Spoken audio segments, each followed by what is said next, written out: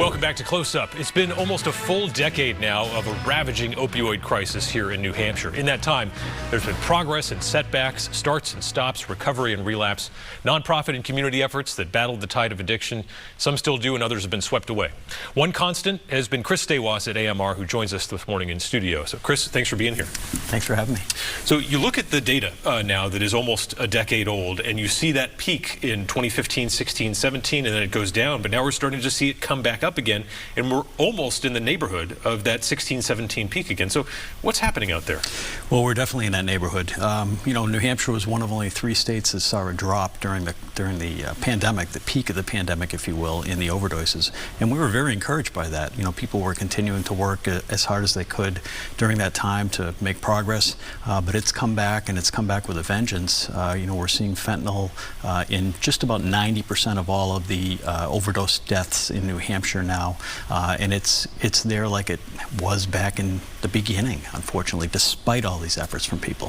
What are some of the key differences, though? Has anything changed about what you're seeing out there on the streets between, say, 15 and 23?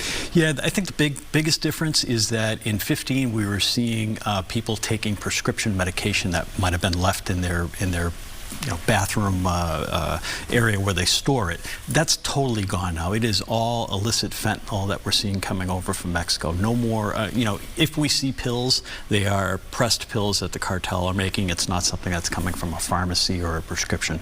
They've done a really good job, and some would argue too much of a good job, because it's very difficult to get opioids now with a prescription when you need them, because they're very useful drugs when given appropriately. In terms of the cartel behavior, I know this is more on the law enforcement side, but interested for your perspective there. Does it seem like they care about their customers, if you will, or are they willing to mow through people and just create new customers? It's a crazy model, but I think that they are willing, to a point anyway, to mow through people, as you said. You know, we saw a very large spike in Manchester earlier this year of people dying, and then that went away. So clearly there was an adjustment that was made to the formula, if you will, that these people were making the drugs with. But they have no regard for anything other than making profit, in my humble opinion. That's what they do. The state's drug monitoring initiative is out with some new data right now. What stands out to you in that report in terms of big takeaways? I think what stands out the most is that Nashua, Manchester, and I noticed Berlin actually had a very high number of deaths per capita. If you think of Berlin, they were up in the 20s, I believe, for the number of people that had passed away, but the population there is much smaller than, in Nashua and Manchester. And in Nashua, 1 in 4 overdoses that we respond to is deadly. That's a 25% fatality rate, which is unheard of. Manchester's around a 10% fatality rate for what we're seeing with opioid overdoses. So those are some really staggering numbers of, hundreds of people who are dying in our state, not only in just the 2 largest cities, but across the state. You mentioned Berlin, that in Coos County, the rate of Narcan administration is through the roof as well.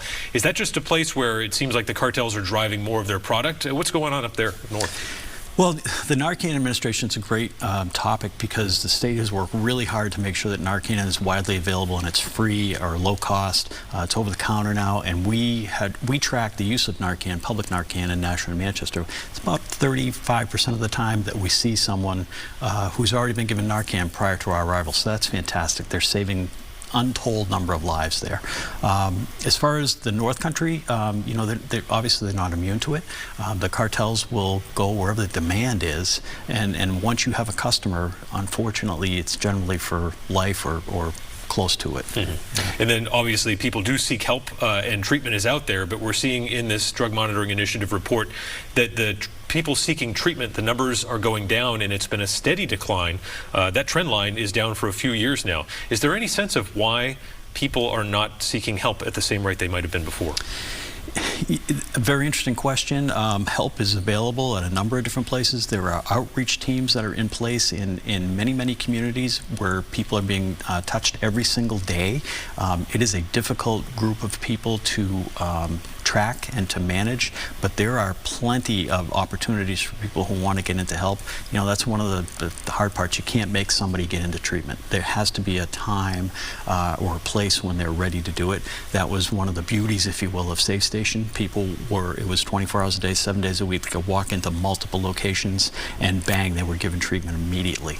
That system ran its course, rightfully so, went to another way. Maybe it's time to tweak it. I don't know. That's not my area of expertise, but certainly there are plenty of people who are working very hard every day to make sure that these opportunities are available to people in the state. You look at the overdose numbers around the state, and there are a lot of small towns with 1 to 5 overdoses that you're seeing, at this point in the year. Really, Manchester and Nashua bear the brunt of this, and that's where most of the product is and where people seek it out. But do you think that changes the way people around the state perceive what's going on? Because in Manchester and Nashua, the cliche is the front lines. It's true. Like, that's where it's happening. Right. Do you think people elsewhere may not get a sense of just how bad it is because it's so concentrated in our urban areas here? I do. People tend to disregard it if it's not happening in their backyard. You always hear someone say, I never thought this would happen here or in my town or in my street. But it is happening. It could be happening behind the scenes and you don't know it. And you can't bury your head in the sand. It's out there. It causes all sorts of other socioeconomic problems like crime, other health-related diseases that are out there that are taking up space in our hospitals and our healthcare facilities. So there's no question that while the cities are the hotspots, if you will, it is everywhere in the state. It's actually everywhere in the country. Yeah. This country really went through something with COVID, obviously, and that was huge. But even before that, we were talking about the concept of compassion fatigue among first responders who are, reviving someone with Narcan and then basically waking up somebody who might be violent or abusive, and then 2 hours later they might be doing the same thing. And it gets tough to keep at that level of compassion that you need to have as a first responder when somebody is not, responding to the help you're trying to give them, right? How much is that problem worse now? I mean, how are you guys dealing with that situation of trying to maintain a morale in the face of such a difficult situation? Well, we've worked really hard at AMR, and I know the state of New Hampshire Bureau of EMS has worked hard, and Department of Safety to make sure that mental health access is available for all the first responders in New Hampshire and all the healthcare workers in New Hampshire as well, because they're on the front lines of that also. The pandemic obviously made it worse. It seems like we've been hit with storm after storm of things that are coming at people who take care of other people that are preventing us from taking care of ourselves. And we want to make sure that we have systems in place that will A, recognize it, and then B, offer an opportunity to treat it and prepare for it so that we don't have to treat it when we're dealing with people out there. So it's a difficult job, but you do it because you love it. Right. And I'm sure there are a lot of people out there, maybe they're struggling with addiction, or they might have a family member they know who's struggling with addiction. What is the best piece of advice you can give them in terms of how to approach that person and try to get them the help that they need? The best advice I can give is that if you have someone who is suffering from an opioid addiction, is number one, get some Narcan. Narcan's available at any pharmacy. You can go to your public health agency. You can call 211 and get locations of it. And then two, you have to recognize the fact that it's an addiction, it's a disease. It is going to change the person that you knew into someone else, and you have to be able to manage that. But there are 211 is your best access in the state of New Hampshire. There are multiple resources available there, not only for getting into treatment, but for families to be able to understand how to deal with the crisis and how to deal with their family or their loved ones that are suffering from this disease as well. All right, Chris Stawas at AMR, thank you so much for all the work you do and the information you provided us today. Thanks, appreciate it. All right.